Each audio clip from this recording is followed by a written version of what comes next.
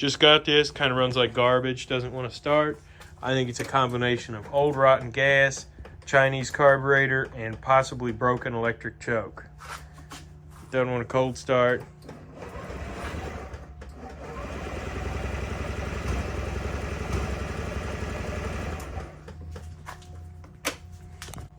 So we're going to start by removing and cleaning the carburetor, as well as testing the electric choke. To do that, we've got to take off the seat, which is take out these bolts on each side, and take off this plastic cover. So take off all the bolts, go to it. Start by removing the seat.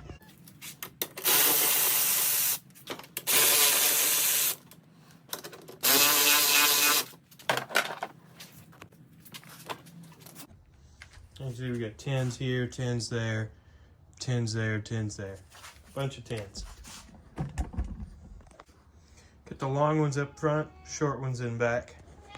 Once you get all the bolts out, there are 4 Phillips head screws, 2 on each side right there, 2 on each side right there. It's been probably 4 years since I've owned or worked on one of these. A little rusty. See if this comes out. Yeah. Okay, cool. Guy I got this from said that it had a new carburetor installed and a new fuel pump installed. I'm not sure who did it, if he did it, someone else. I just want to make sure that it's installed correctly. Fuel pump's down in there. That looks fine. It works. Somebody put new fuel lines on it too. You can see that. And this carburetor doesn't say Keehan on it anywhere. It's definitely a Chinese knockoff.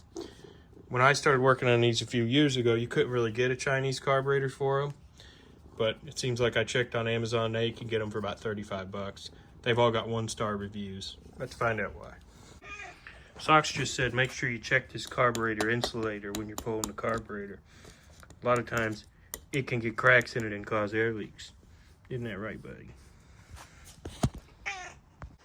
And don't worry, y'all, this isn't my cat. My cats are inside the house, warm and cozy. This is a neighbor's cat that they didn't take care of and abandoned. So now he lives in the garage over here. Getting these carburetors off is pretty simple. I'm gonna start by taking loose both of these screws here, then taking the cable off, just loosen one of those nuts, pop the fuel line, pop this off, pop this off, pop this off here. This connector, you just push down on this little pin here, and a lot of times you'll hear it click, and you'll be good to go. Yep, click, and then sometimes wedge a screwdriver right in there, or just use your hands and pop it off.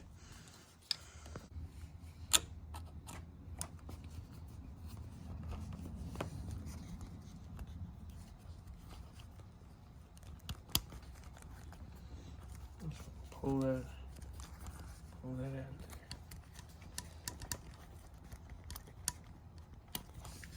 Ta-da! My hand was blocking it the whole time, but y'all got the idea. Be really gentle here. I like to get some pliers and kind of twist the fuel line gently to break it free, like that. Then take a little screwdriver, get in behind it, and do like that. So if you just pull on it really hard, a lot of times it'll rip it, especially if it's an old fuel line. And if you're like me and you're lazy and don't want to change these, rip it, gotta change it, or at least cut it. This one's got about 8 million feet of extra length. So now we're ready to separate the carburetor. There are 2 little coolant rubber hoses that tie into something on the carburetor. Don't ask me why, I don't know. But we're gonna have to take those loose. Like pull the carburetor out, up, take those loose.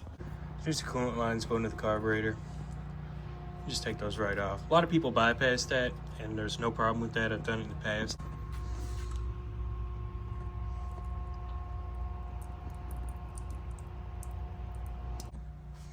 We're going to start by pulling the enricher here. It's just 1 screw, goes around a little clamp.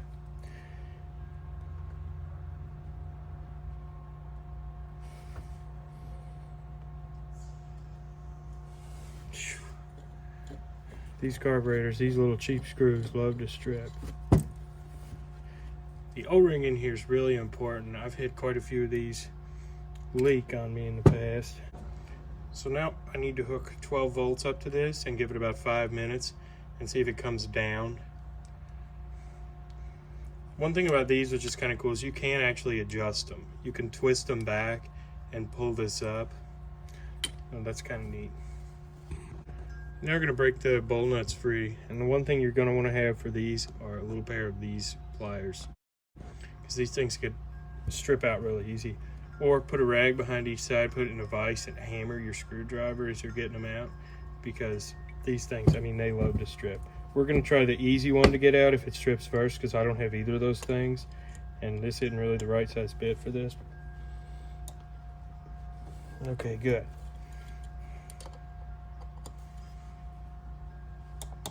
Good.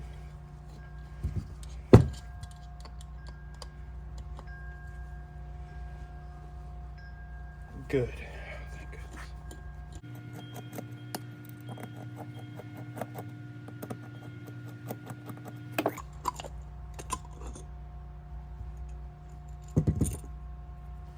It doesn't look bad in here. This probably is a new carburetor. You can see here's the main jet, here's the pilot jet, and this is definitely a cheap knockoff carb. You can tell by the quality of these jets, the quality of everything in here. This is not original. It's a needle. Now we're going to pull all of this stuff out. And these things, they strip out very easily, especially in the Chinese knockoff carbs. It's their brass screws. You want to make sure your screwdriver is just right in them.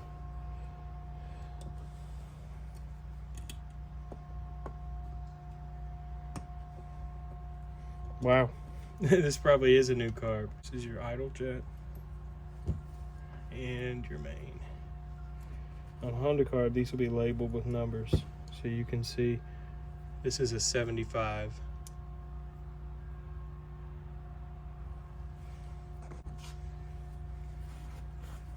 I wipe the gas off of this gasket because that'll swell it up real good.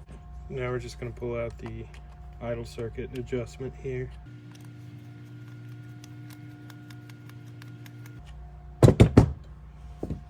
Okay, spring goes like that.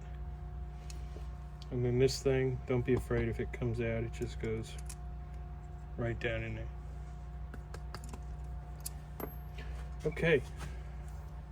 Just have to take a little air hose, blow all the fuel out of this thing.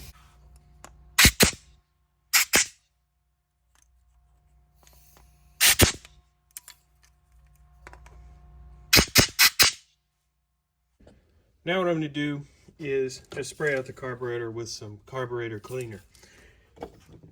Keeping everything rubber away from this spray is pretty important, because if I were using actual carb spray, it wouldn't be as big a deal, but this stuff just destroys rubber components. I'm just going to spray out all the little holes, everything.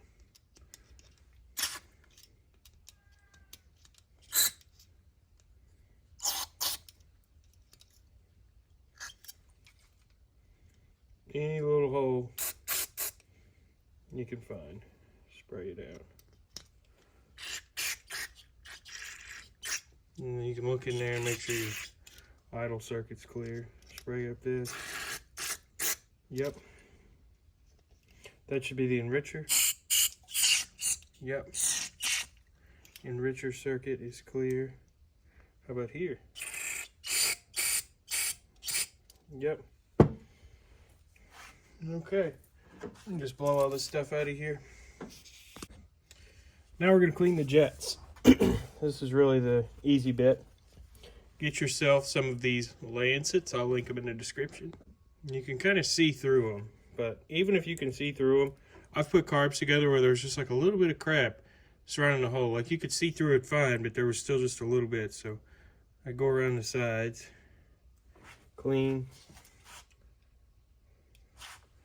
spray, take the air tool, blow. And this is the one that's always plugged up. A lot of people struggle with cleaning them, but these lancets, they work perfectly. Okay, so I couldn't get all the way into it with the lancet. So I'm gonna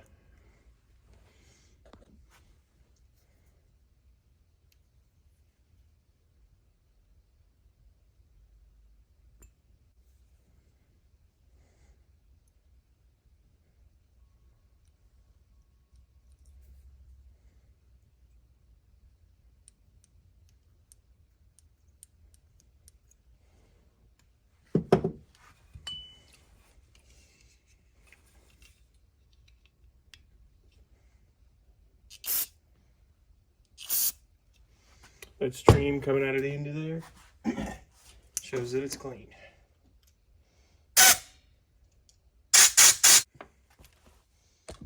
All right, I'm gonna go ahead and put it back together and just reverse the disassembly process. I'm just gonna set this at 1.5 turns. That sounds right. It's not crazy important. Don't bottom it out too hard though, just very gently. That's bottom, half, 1, half.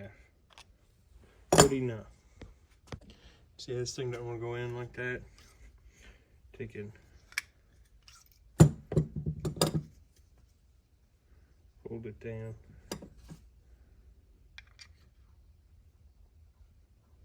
Get it all set up here. In. One thing I forgot to mention that's kind of important is making sure this needle is good and clean down the sides, and looking in there and making sure that hole is good and clean down the sides. If this gets stuck, it'll flood out constantly and not run right. And if there's any debris down in there, it will do that same thing. Also, sometimes these needles on some carburetors get like cocked over to the side, so just make sure this thing is in good shape. Here's how you test it. Pick it up.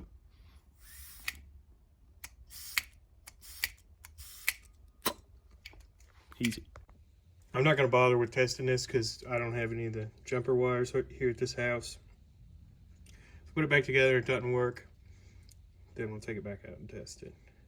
Put a little oil around that O-ring, really helps it slide into place and not break. Learned that lesson before. I was able to get it to run by hand choking it, and as it warmed up, it started to run better. It smelled like it was burning old gas, so I'm going ahead and draining the gas. However, I don't think that's the problem. Didn't get too much footage of after I cleaned the carburetor and put fresh gas in it. Essentially, it would idle perfectly. I checked every possible place for an air leak. Didn't have one. It just would bog out whenever you hit the throttle. I ended up just trying some bigger jets because I had some. Put in an 80. Worked a little better, not perfect. 85, a little better. 88, a little better. 90, perfect. I don't understand why a stock Ruckus needs a 90 main jet, but the thing runs like a Swiss watch now. It doesn't have any bog, the throttle response is perfect, and it rips. I'm going to do a few more small things to it. First, I want to pop the CVT cover and look at the variator. So one thing I like to do to these is put Polini variators on them, but it went over 40 miles an hour with no intention of hitting limiter. Usually these hit limiter at 38. Maybe it's already got one. Also, I need to lubricate this Kickstarter. Getting this cover off is really easy. You just got a bunch of 8mm and then, tin there. Sometimes you got to hit this with a rubber mallet to break it loose, but a lot of times you can just grab it by the Kickstarter and the sides and wiggle it loose. No, I was wild, and that's a factory variator. At least I'm pretty sure it is. It looks to be the same age as the rest of the stuff in there. OEM Honda belt. It's got some good thickness to it. As these belts wear, they get thinner and you lose top speed. Not worried about this one losing top speed though, because it already did over 40. Now what I'm going to do is take a little bit of grease, just put it along these teeth, along those teeth, and just spray a bit of WD-40 and stuff in there. Work it back and forth. Not perfect. If I had some WD-40 or PB Blaster, it'd probably be better, but at least it's usable. Now we're going to drain and refill the antifreeze. When I do this, I also want to blow this out with compressed air. This one's probably fine, on the bad side of fine, But I have seen these Ruckuses overheat because of this. They'll like flash this temp light here and not work right. And it's almost always because of this.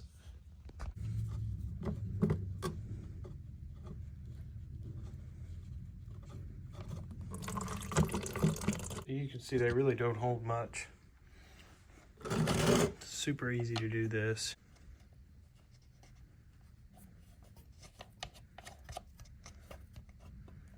Hand tight only. These things are getting older now. It's a good idea to look in there and make sure it's not all clogged up with junk. This looks absolutely perfect. I don't know if these need to be bled, but I've always run them for a bit with the cap off, just to be sure. Fill this first, then fill that. There you go, that's a little cleaner. We're changing the oil. It's a 17, that one. Not a great spot for a drain pan. Normally I wouldn't bother with cleaning this screen, but there was a decent bit of metal in the oil. We're gonna go ahead and clean it. It's a 17. You've got to be very gentle with this. It will strip out extremely easy.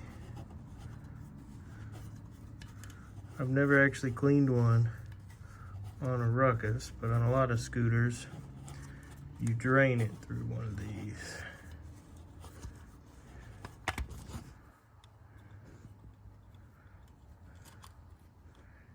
You can kind of see how it goes. You get the plug.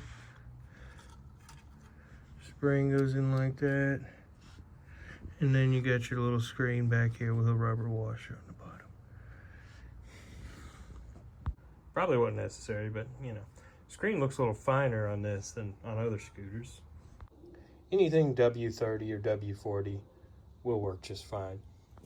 This thing is mechanically sound and completely maintained for a grand total of $458. $450 of that was the purchase price of the Ruckus, and $8 of that was the quart of oil I bought for it. My initial plan for this thing was to get it running, test it out thoroughly, make sure it's bulletproof, reliable, and then sell it on Facebook Marketplace for a profit.